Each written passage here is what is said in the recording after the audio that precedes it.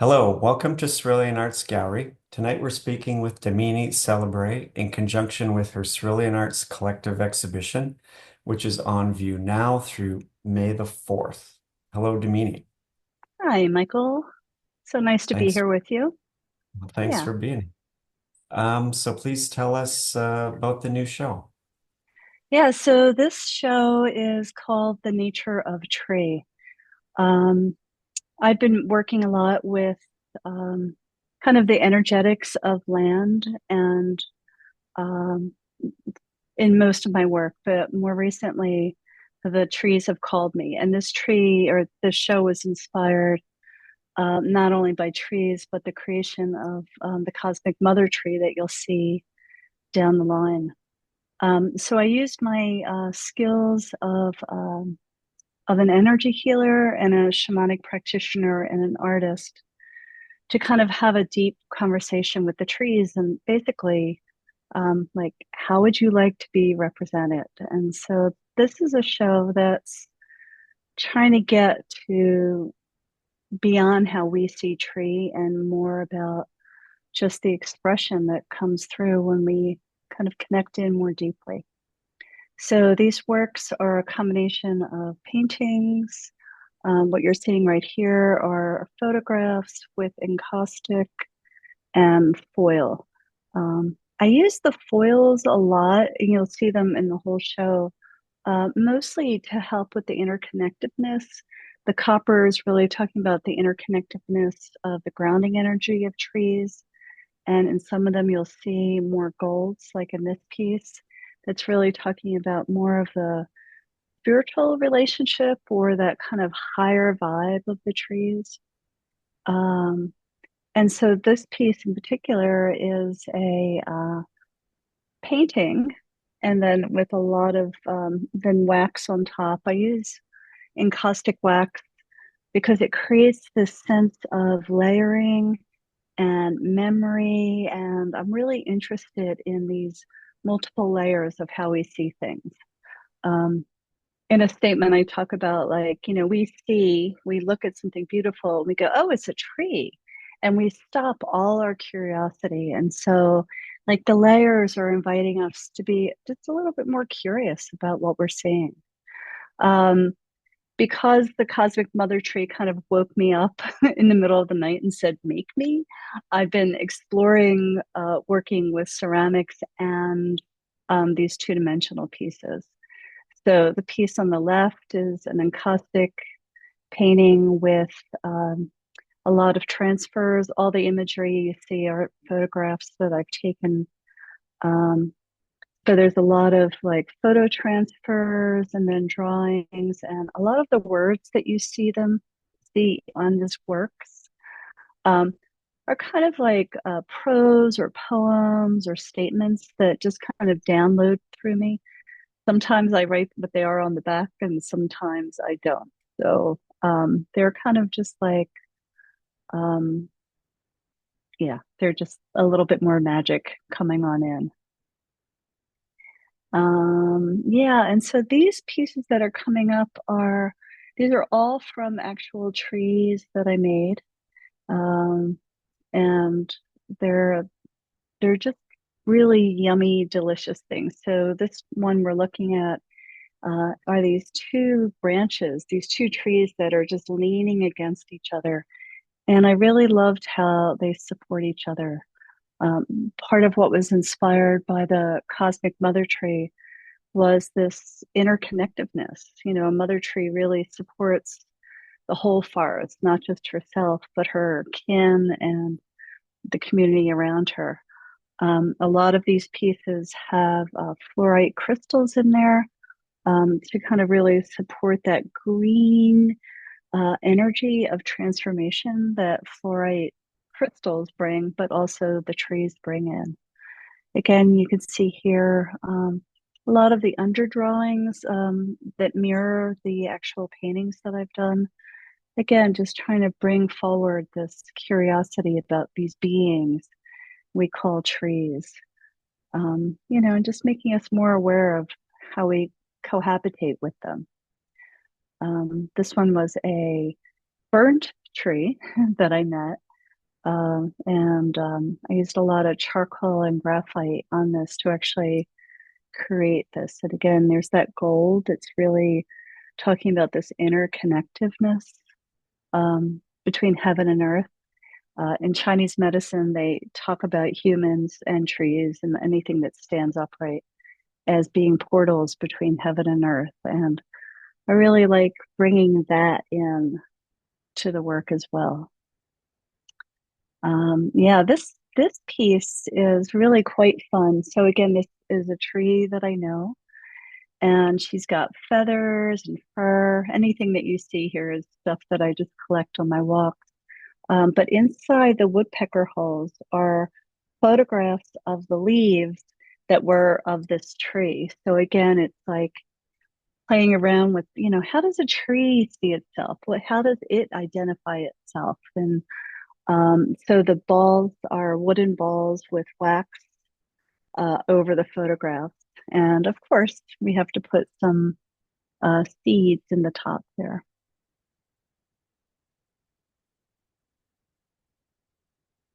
And the underdrawings are a lot. Again, like I put very specific music on. I kind of drop into a trance and I just go for it. And what comes forward is, I'm kind of connecting in with the trees, whether I'm in person with them or not, since I've hung out with them a long time. It's just like recalling an old friend. Ah, this one is an actual bird's nest that I found about 10 years ago. And in this particular one, you just pour really, really super thin layers of clay slip on it. And then when it goes into the kiln, the bird's nest burns away, but the slip still holds its form. I'm working right now on one that's a wasp nest, so it'll be interesting just to see about these. And I really like thinking about bringing to mind things that we kind of just walk by or ignore, and just giving people an opportunity to go, oh, right, birds' nests or trees or woodpecker holes, or just like recalling, remembering, inviting people to come back to what's all around them, whether you're in the city or out in the burbs. This is a photograph with encaustic over it, again, trying to recall that sense of memory. This is the tree that actually started this entire show. She is the show that the Cosmic Mother tree is mirrored after, and three or four other sculptures in this show as well. But she's just a really miraculous hickory tree that I've been hanging out with for years. And yeah, of course, there's a little bling in there because, there is when we kind of look beyond what we know, there is this magic that's all around us. And I'm just trying to bring us all back into that realm a little bit more. Does that make sense? Yeah. Yes. Demi, I wanted to ask you, like, how did you develop your philosophy? Like, was it Um, over years or was there some revelatory experience or? well, I think that as a shamanic practitioner, like the way I live life is knowing that everything around us is alive and has spirit. So, I started just thinking, what if? Um, in a deep relationship, in a kind of, I wouldn't call it a trance state, but it's more like a meditative state. I'm really talking to the trees or the land or the flowers and just saying, how would you like to be represented? So, this has been about 30 years of just unfolding my practice and then moving that into my creative practice as well. Does that Then make how sense, does Michael? yeah, oh yes. And I'm wondering how it jives with like the mechanics of art making, which can be, frustrating and Yeah, tedious and not always like I yeah. mean, it's No, it's a great definitely question. tough spots. Yeah, so this piece, why Tina is still going through it, and a couple of years ago, I did a Instagram project where I took 4 photographs a day in nature and for an entire year. And again, it's about that interconnectedness and just like noticing what's all around you. So these are some photographs from that particular practice. Obviously I have a gazillion of them, but this one is just showing all the seasons. And again, using that layer of wax to just kind of bring back memory. So to your question, Michael, is I spent a lot of time with all of these individual beings. I have a dog. We walk a lot. And, so sometimes I'm out there drawing on my phone. Sometimes I bring sketchbooks out with me. Sometimes I'm actually bringing wood panels out and starting the underdrawings on the panels. I also take a lot of photographs, as you can see, in videos and audio. And when I come back into the studio, I play all those things. Like I'll let the photographs just roll on my computer and I play the videos and I just kind of remember that time that I was with them and then, just coming back into that space and letting that energy kind of overtake me. Sometimes it's not successful at all. And sometimes I have to like manage learning a new medium or something like that. But a lot of it is like a relationship muscle memory that comes forward as I'm creating them.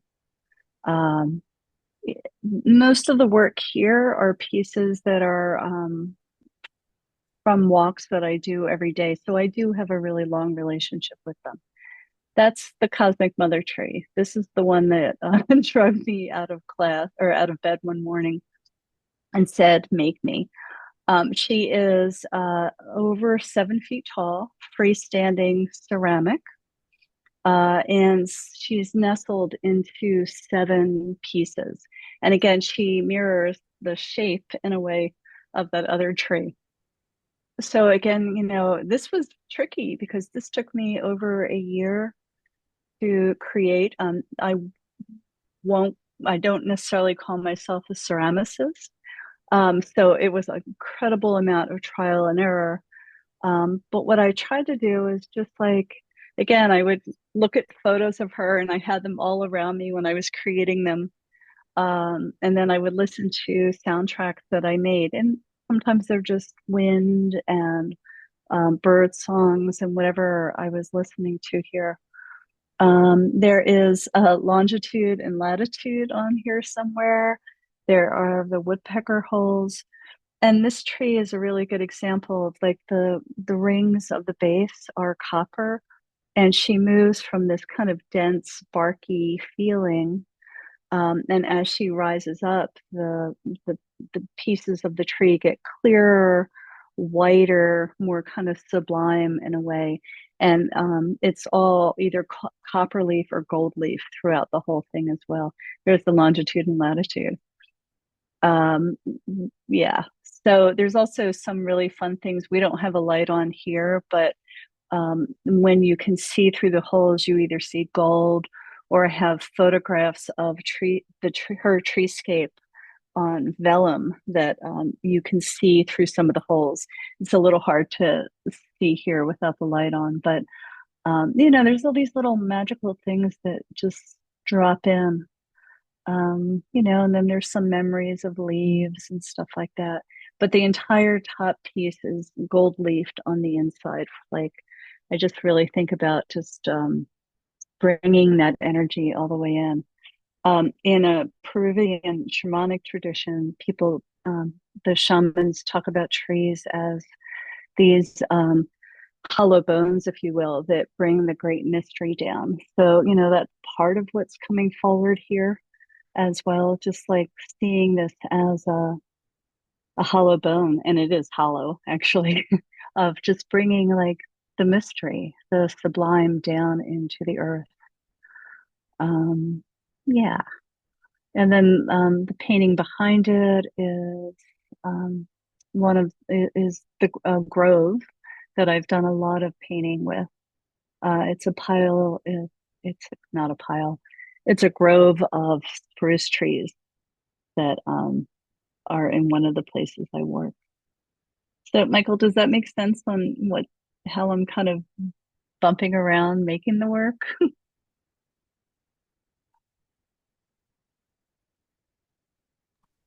Yes, I was intrigued, like to know how, the two sides sort of blend together. I mean, I watched the progress of the mother tree like over the year, and my goodness, it's such an undertaking. She's massive. I mean, it's an amazing accomplishment. It was like 300 pounds of clay and a lot of lifting. And the first time I put it together, clay is always moving and she didn't fit together. And so I was out there with a masonry grinder, like lobbing off pieces. And, at any given point, she could have cracked, but clearly she wanted to be creative. And I'm really grateful to that. You can see those two little sculptures are kind of like sketches that I did of her before I even knew I was going to make this big tree. So they're just like fun little sketches of, I'm trying to not only understand the shape, but understand the energetics. And I know it's a new concept for some people to understand the energetics, but it's like a personality. And, the shape inspires me, but also like, how I feel in the presence of is part of the energetics, part of the getting to know these beings as living beings, not just a hickory tree. And yeah, so this painting is the same exact place. This is an encaustic painting, and it's the same one as that bright green one. Yeah, here's some more. The silver one is another sketch of the mother tree. Yeah, that's the grove as well. And this one has some three-dimensional um, reliefs that are made out of the wax as well. And I believe that originally this was a drawing not too dissimilar to the other green painting. But again, just kind of covering up our perceptions and letting something different show up when we drop beyond the veil of what we know in our head versus what we feel when we're kind of just hanging out with the trees or the grove or something like that. So, Yeah. Damini, are you doing painting and sculpture at the same time, or do you do one then Yeah. the other? No, I mean, I do ceramics or sculpture in one place, and then most of the time I'm doing everything else either on site or in the studio. This one was a lovely branch that I found, and then I took photographs of the tree that the branch came from, and then I put the photographs on hanging on the tree, like playing around with that idea of how does the tree see itself, like what I was playing around with, and just again that concept of trees bringing in and holding like this divine energy, like there's these holders that come that show up in this piece in particular. I like those bases because they remind me of slate when you're walking and hiking in rocky places. Yeah, this piece again, there's that gold and there's quartz crystals inside, and that trying to figure out how the energy moves and how to translate that into a art piece. That was actually this one was so much fun to do. Like I was just sewing mesh together and using some safety pins and just having fun, just trying to figure out the energy of it.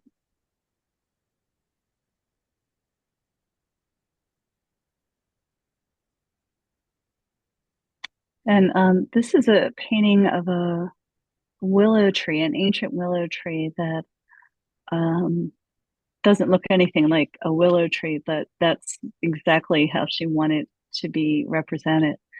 Um, and this piece has got encaustic or hot wax and cold wax on it. Again, just trying to get to the surface layers and dropping into the under layers and just exploring again, how do we see things? and how can we see things differently? Curiously enough, after this was created, I mean, she was an old willow tree. They cut her down. It Oh, was really distressing. oh dear. I know. So I feel like it's a homage to her and her energy. Yeah.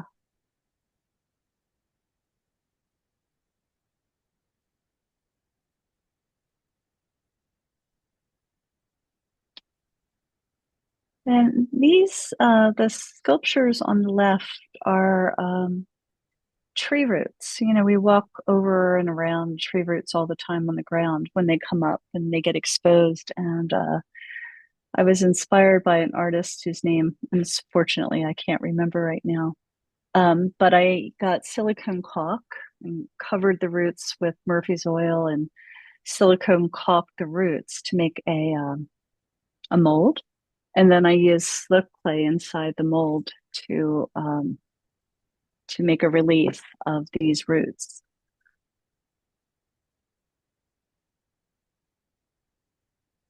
And then, you know, and there's also some wild alchemy with glazing that I'm really interested in. Like, you know, you can, when you mix them together, something new shows up. And I think I really like that because that's a lot of how I think, you know, energy work and shamanism and a creative practice come together. Like, they're all three separate systems, but together they create this magical alchemy of seeing the world in a different way. And that's part of why I really love playing around with glazes too.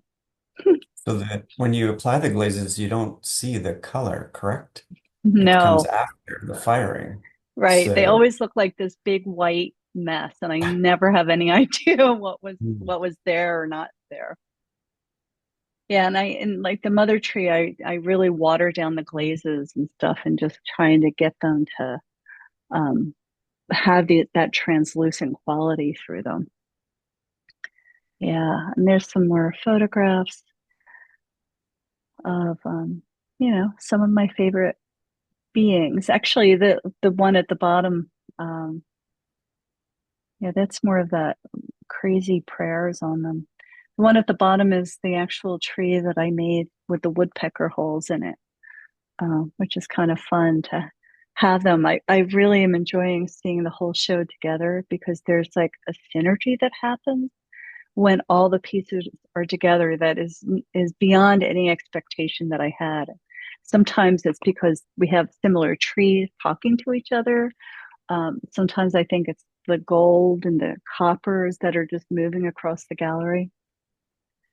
Yeah, and this is a vase that I made, really thinking about tree and tree bark. And um, I had it at home and I found a nest and I put the nest in. And then before you know it, I started all the little feathers I would find, I would start putting them in there. And I was really thinking again about these trees as these beautiful containers and, you know, the mother tree in particular, how she really supports all life around her. And that's what Nest is really inferring to.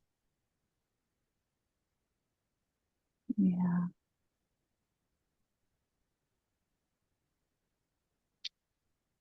And this one, you know, it's not quite like the others, but it was just this really joyous spring. I was sitting outside and, you know, these trees were just clanking against each other. And yep, there's some real leaves in there. And there's actually a photograph of the trees in that little black square, which is kind of fun. So again, I'm always just like referring back to the tree in a lot of different ways. This is called tree dance. And then, you know, some of the other little beings that were living or cohabitating with them.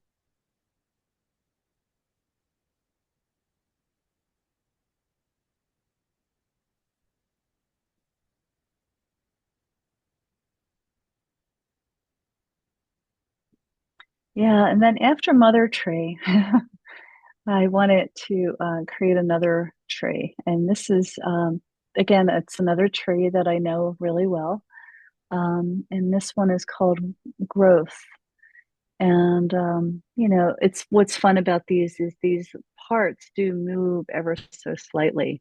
They're totally safe, but they shift ever so slightly. So, again, mirroring that way that trees move and bang into each other.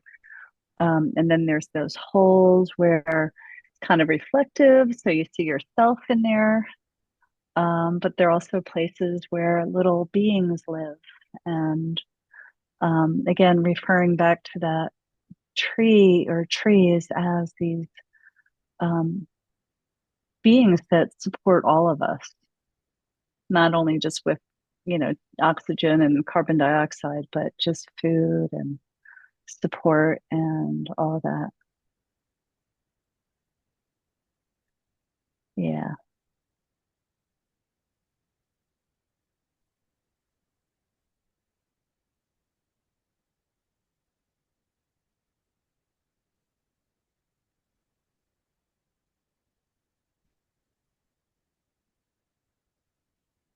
And so the show, I titled it The Nature of Tree, just like, a pun on the word nature, but just trying to invite people to see tree in a different way. I tell students a lot, if you are outside and you're just tripping out on the bird song and you're like, oh, that's the most beautiful thing I've ever heard. And then somebody says it's a cardinal, and all your curiosity stops. You're like, ah. And so instead of saying tree, it's like, what if we just like open up our way of thinking about these living beings that we share the world with? And, what do we experience? The show also has a soundscape that again, because I outside a lot, I take different recordings of the birds and the wind and the water, and I'm trying to bring that in as well. So it's a more expanded experience of space. Yeah.